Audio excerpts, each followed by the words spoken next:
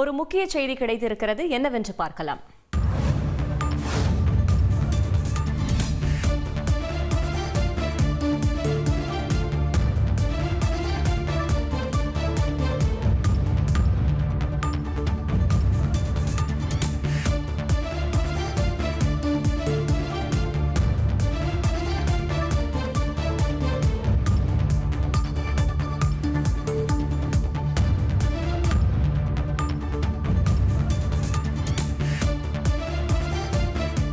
தக் லைஃப் திரைப்படம் தொடர்பாக இயக்குனர் மணிரத்னம் மன்னிப்பு கேட்கவில்லை என்று மெட்ராஸ் டாக்கீஸ் தயாரிப்பு நிறுவனம் தகவல் தெரிவித்திருக்கிறது.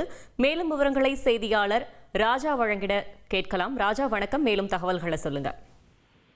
வணக்கம். இயக்குனர் மணிரத்னம் இயக்கத்தில் நடிகர் கமலஹாசன், சிம்பு, அசோக் செல்வன், த்ரிஷா, நாசர் உள்ளிட்ட பலரும் நடித்திருந்த படம் தான் தக் லைஃப். இந்த திரைப்படம் கடந்த ஜூன் 5ஆம் தேதி வெளியானது. படத்தின் கதை மற்றும் சிம்பு, த்ரிஷாவின் கதாபாத்திரங்கள், அதேபோல் இந்த படத்தின் மீதான எதிர்பார்ப்பு அதிக அளவில் ரசிகர்கள் மத்தியில் இருந்தது. ஆனால் ரசிகர்களை இந்த படம் பூர்த்தி செய்யவில்லை. அவர்களுக்கு ஒரு ஏமாற்றம் அடைந்ததாகவும் அதிர்ச்சி ஏற்படுத்தினால் வணிக ரீதியாகவும் இந்த படம் பெரிதளவில் வெற்றி பெறவில்லை.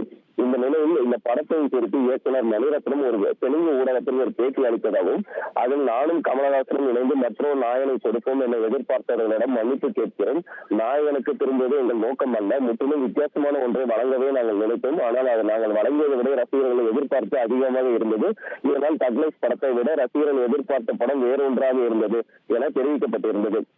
இந்த செய்தி காலை முதலே இணையத்தில் தீயாக பரவி வருகிறது. இயக்குனர் மணிரத்னம் மன்னிப்பு கேட்டார் என்று அனைத்து இணையதளங்களிலும் அது தீயாக அந்த செய்திகள் பரவி வந்த நிலையில் இயக்குனர் மணிரத்னமும் மெட்ராஸ் டாக்கீஸ் தரப்பில் இயக்குனர் மணிரத்னம் மன்னிப்பு எதுவும் கேட்கவில்லை, பொய்யான தகவல் பரப்பப்படுவதாக அவர்கள் தரப்பில் விளக்கம் அளிக்கப்பட்டிருக்கிறது. தகவல்களுக்கு நன்றி ராஜா. பயன்படுத்தப்படாத என்ஜின் அகற்றப்பட்ட கார்கள் விற்பனைக்கு 7305325802.